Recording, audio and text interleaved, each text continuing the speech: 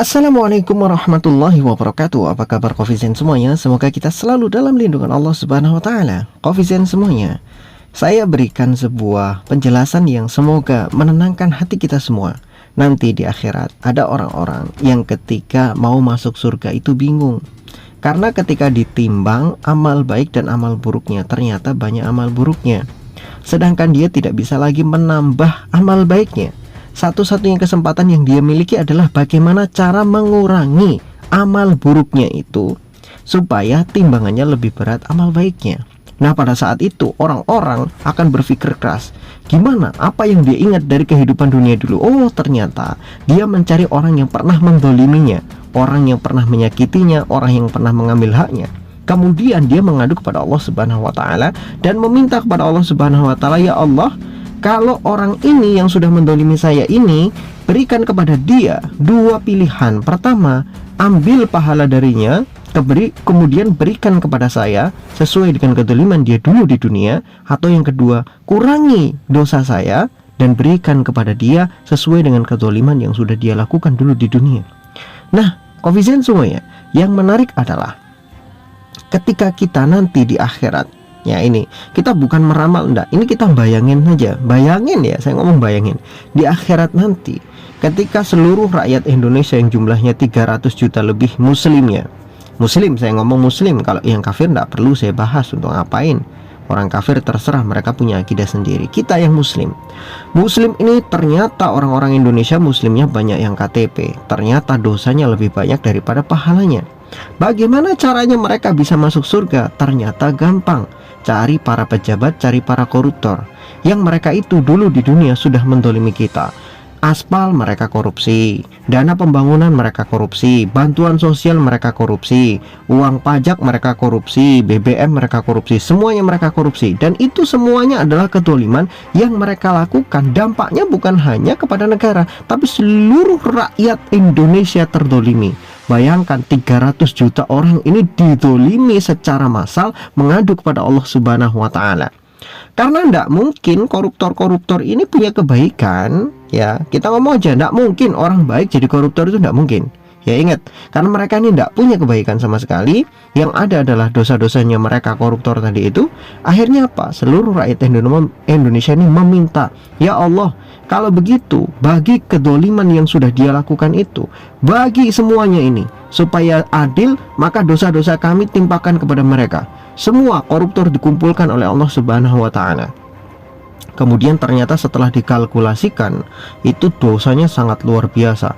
Ada yang korupsi 1000 triliun, 271 triliun, ada yang 100 triliun, 10 triliun dan sebagainya. Itu yang ketahuan.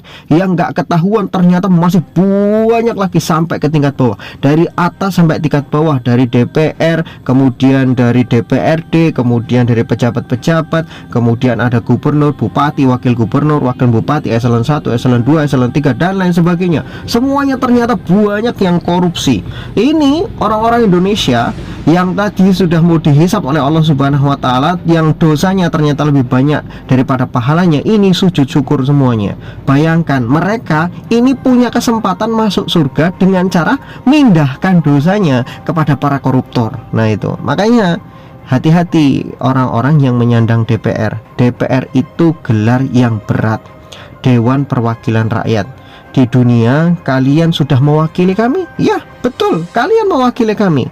Ketika ada bantuan dari pusat, dari negara untuk rakyat, kalian yang mewakilinya, kalian yang mengambilnya, kalian juga yang menikmatinya.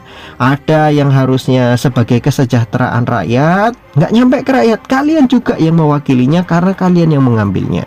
Uang-uang yang harusnya itu membuat rakyat bahagia, kalian juga yang mewakilinya. Kalian yang bahagia, rakyat yang sengsara. Jadi ketika kalian sudah bahagia, ya sudah, namanya juga wakil. Jadi nggak perlu sampai kepada rakyat, sampai kepada kalian saja cukup. Nanti di akhirat kami juga akan begitu. Karena kalian adalah wakil kami, yang mewakili kami, maka kami wakilkan dosa-dosa kami kepada kalian. Kalian harus menanggungnya. Makanya nanti di akhirat itu akan berbalik. Kalau sekarang kalian joget-joget, nyanyi-nyanyi, senang-senang, tertawa-tawa melihat penderitaan kami di dunia, nanti di akhirat berbalik. Kami yang akan tertawa-tawa di atas surga, santai-santai ngelihat kalian di neraka. Itu jelas. Makanya di dalam Al-Quran kan ada fal yaumal ladzina amanu minal kuffari yadhakun, dan orang-orang beriman itu akan melihat orang-orang zalim, orang-orang kafir di dalam surga, dan orang-orang beriman itu tersenyum melihat nasib mereka yang di neraka itu. Orang-orang kafir, orang zalim, orang jahat, orang fajir, koruptor dan lain sebagainya, itu orang-orang beriman memandang mereka yang ada di neraka tadi itu, orang-orang dolim itu, dengan cara yang santai, alal aroiki, yang turun. Mereka itu memandang orang-orang di dalam neraka itu sambil santai rebahan di atas kasur-kasur yang empuk di surga, dan menjadikan siksaannya orang-orang dolim tadi itu sebagai tontonan. Orang-orang dolim berteriak-teriak, tolong kami, kasih makan kami sih, tolong minta air, tolong kasih kami ini sedikit saja, biar kami ini sedikit merasakan bagaimana diringankan azab. Kemudian orang-orang beriman mengatakan apa? Qalu innallaha haramahum 'alal kafirin. Allah itu sudah mengharamkan bagi kalian mau air, mau makanan dari surga, semuanya haram bagi kalian. Pokoknya nikmatin aja apa yang di neraka itu. Ya siksaannya, ya makanannya itu makanan dari neraka khusus buatmu. Kenapa? Karena dulu kalian di dunia menertawakan kami, kalian joget-joget, kalian bersenda gurau, kalian tertawa-tawa melihat penderitaan kami. Sekarang kami gantian melihat penderitaan kalian di neraka, kami di surga. Begitu. Jadi apalah dasar saya mengatakan begini, nanti di akhirat akan terjadi begini. Ini bukan sebuah prediksi, tidak, tapi memang di akhirat itu adalah tempat mujadalah. Akhirat itu tempat perdebatan. Bagaimana seorang bisa selamat dari neraka? Mereka juga perlu cari cara. Harus difahami itu. Dan caranya adalah bagaimana dia mencari kesalahan-kesalahan orang lain, sehingga kesalahan itu menjadi celah, supaya dosa yang dia miliki bisa dilimpahkan kepada mereka. Karena memang konsepnya tidak ada satupun yang bisa menanggung dosa orang lain kecuali orang itu mendolimi orang lain. Makanya di dalam sebuah hadis, ini hadis tentang muflis. Ingat, hadis tentang muflis. Rasulullah bertanya kepada para sahabatnya, atadrun amal muflis? Wahai sahabatku, tahukah kamu siapa yang disebut sebagai muflis, orang yang bangkrut? Para sahabat menjawab, ya Rasulullah, al muflisu fina man la dirhama lahu wala mata. Wahai Rasulullah, orang yang paling bangkrut di antara kami itu orang nggak punya duit, dia nggak bisa senang-senang, dia bangkrut pokoknya. Tapi faqala, Rasulullah menjawab, al muflisu min ummati ya'ti yaumal qiyamah bisolati wa zakati wa siyami wa kada wa kada wa kada. Pokoknya Rasulullah mengatakan di dalam sebuah hadisnya, ya betul, memang orang muflis itu nggak punya dirham, dia nggak bisa bersenang-senang, bangkrut, benar. Tapi yang dimaksud oleh Rasulullah muflis, orang paling bangkrut di akhirat dari umatnya Rasulullah adalah orang muslim yang nanti datang pada hari kiamat, dia membawa pahala sholat, membawa pahala zakat, membawa pahala puasa, membawa pahala haji. Tapi apa kata Rasulullah? Dia mendolimi orang ini, dia makan hartanya orang ini, dia memukul orang ini secara dolim, dia menyakiti orang ini secara dolim, dia memfitnah orang ini secara dolim, mengambil hak orang ini secara dolim. Kata Rasulullah, bagaimana? Maka diambillah kebaikan-kebaikan orang tersebut, diberikan kepada orang-orang yang didolimi.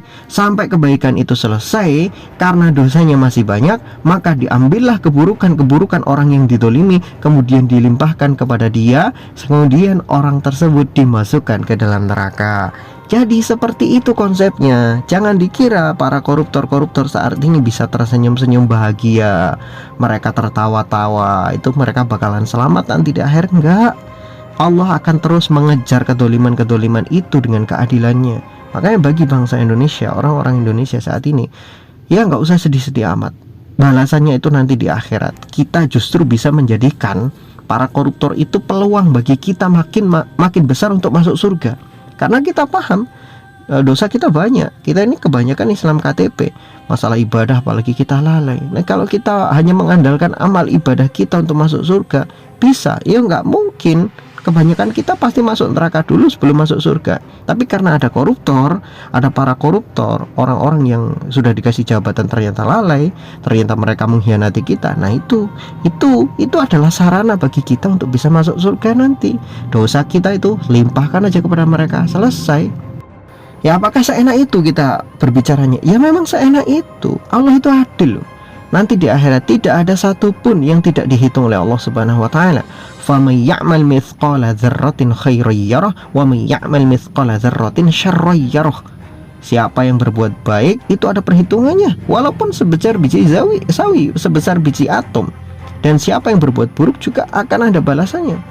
Dia akan melihat pahalanya, diberikan pahala pula, walaupun hanya sebesar biji atom. Itu selesai. Allah Subhanahu wa taala sudah mengatakan demikian. Jadi tidak perlu khawatir, cukup sekarang kita bersabar, beribadah, tetap beriman kepada Allah Subhanahu wa taala, mati sebagai seorang muslim. Insya Allah selama kita tidak membuat kemusyrikan, tidak melakukan kemusyrikan, maka dosa-dosa yang kita miliki bisa diampuni oleh Allah Subhanahu wa taala. Terlebih lagi masih banyak koruptor yang nanti di akhirat bisa kita jadikan sebagai tameng atas dosa-dosa kita. Tinggal kita minta kepada Allah Subhanahu wa taala dosa kita dikurangi, limpahkan kepada mereka, karena mereka sudah mendolimi seluruh rakyat Indonesia. Dan bagi para koruptor, hei, sadarlah kalian wahai koruptor. Ya mohon maaf ini, karena koruptor ini sekarang sudah nggak peduli di tingkat mana, hampir semuanya kena kasus korupsi. Jadi ketika saya bahas ini nggak usah tersinggung, karena kasus korupsi ini nggak cuma ada di DPR, ada juga staf kenegaraan, ada juga yang ada di kementerian-kementerian, yang sampai bawah, sampai desa-desa, kepala desa, sampai tingkat RT pun sekarang banyak yang kena kasus korupsi. Bayangin tuh. Jadi ketika saya buat konten seperti ini, nggak usah tersinggung, nggak usah aneh-aneh mikirnya. Saya hanya memberikan peringatan dan nasihat bagi kalian, bertaubatlah. Tapi ingat, taubatnya koruptor itu nggak cukup dengan selesai. Artinya banyak koruptor berpikir, wah nanti kalau saya sudah tua, saya mau bertobat banyak ibadah. Nggak begitu bro. Ingat ya, kalau kamu sebagai seorang koruptor, kamu mau bertobat, tobatmu itu adalah dengan mengembalikan semua uang yang kamu korupsi kepada rakyat atau kepada negara. Dengan itu kamu betul-betul dinyatakan sebagai orang yang bertaubat. Kalau duit-duit korupsimu itu belum kamu kembalikan ke negara atau kepada rakyat, sampai kiamat pun, sampai nanti di akhirat pun, Allah nggak akan pernah menerima taubatmu itu tobat yang palsu. Bagaimana bisa kamu berdoa, kamu beribadah kepada Allah Subhanahu wa taala dengan pakaian haram, dengan duit haram, pakai makanan haram, sedangkan kamu merasa, oh saya sudah bertobat kepada Allah Subhanahu wa taala. Bagaimana bisa? Itu nggak mungkin.